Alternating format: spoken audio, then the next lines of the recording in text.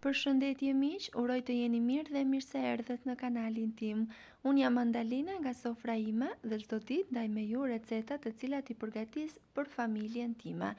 Sot kam përgatitur recetën që mami dhe gjysha e përgatisnin shpesh në fëmijëri, është kaq e thjeshtë dhe kaq e shëndetshme.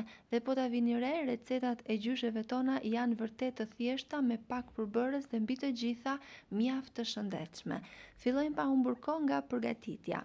Në një tigan do shtojmë 3 lugë vaj ulliri ose vaj lule dielli ose gjalp sipas dëshirës suaj, një qep të cilën e presim holl, 2 domate të prera në copsa të vogla. Unë në fakt kam prerë disa domate të vogla qershi, pasi më duken më të shishme, duke qenë që domatet tani nuk e kanë sezonin e tyre. Nëse nuk ju gjente në shtëpi, mund të përgatisni me salcë domate. Pasi i skuqim derisa të marrin këtë formë, do shtojmë një gotë oriz.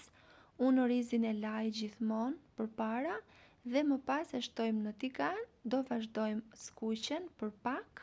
Dua t'ju kujtoj se nëse jeni i ri në kanalin tim, mos harroni të bëni subscribe dhe të shtypni butonin e ziles, kështu do njoftoheni për çdo recetë të re të postuar. Do vazhdoj me krip, spec të kuq dhe piper të zi. Do ta përziejmë masa dhe do shtojmë ujë.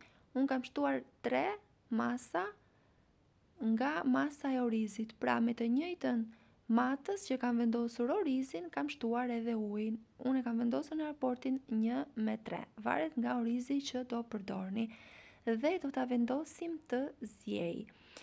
Pak minuta para se të jetë gati, pra të ketë këtë formë që orizi të jetë pothuajse i zier, por jo plotësisht, do shtojmë 250 gram spinaq, kam shtuar unë të ndarë në të pastruar shumë mirë, të grirë në copëza të vogla, kështu si do shihni tani në video. Ja shtojmë masës, duke shtuar edhe majdanos të freskët.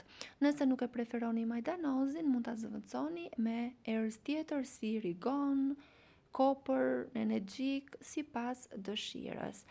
E përziejmë dhe e gatuajmë edhe për pak minuta në zjarr të ngadalë derisa të marrë këtë formë dhe e keni gati. Është kaq e shijshme, mund ta shoqëroni si është ose edhe me pak bukë të thekur, djathë të bardhë ose kos. Si ju duket si recetë, pres përshtypjen tuaj në koment.